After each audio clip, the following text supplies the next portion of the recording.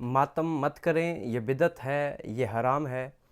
اب محرم سے پہلے برساتی مینڈکوں کی طرح ملا نکل آئیں گے فتویٰ لے کر کہ شیعہ ماتم کرتے ہیں اور یہ ایک فعل کبیح ہے، فعل حرام ہے۔ اور میں حلفاً کہتا ہوں کہ مجھے پروردگار عالم کی قسم ہم آج ماتم کرنا چھوڑ دیتے اگر حضرت عمر ماتم سے منع کر دیتے، اگر حضرت عمر نے ماتم سے روک دیا ہوتا، کیونکہ ہم اصحاب کی عزت کرتے ہیں، وہ بھی حلقہ بنوا کر ماتم کرتے رہے، آج شیعہ بھی الحمدللہ اسی طرح سے حلقہ بنا کر ماتم کرتے ہیں۔ بغیر دلیل کے بات نہیں، کتاب آپ کے سامنے کنز العمال فی سنن الاقوال والافعال، یہ وہی کتاب میرے ہاتھ میں موجود کنز العمال، صفحہ نمبر اس کتاب کا 320، صفحہ آپ کے سامنے موجود۔ حضرت عمر نے خالد بن ولید کی وفات پر 7 دن تک حلقہ بنوا کر ماتم کروایا اور اپنے حکم سے ماتم کروایا کہ ماتم کرو، چونکہ ماتم کی اجازت اصحاب پیغمبر نے دی ہے۔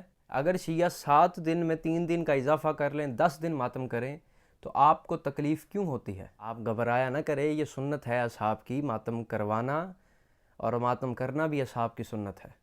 اگر آپ بھی عاشق ہیں صحابہ کرام کے تو آئیں ہمارے ساتھ حلقہ بنا کر مل کر ماتم کریں حلقے میں آ کے۔ یہی اصحاب سے اظہار محبت کا طریقہ ہے۔ یا علی امیر المومنین۔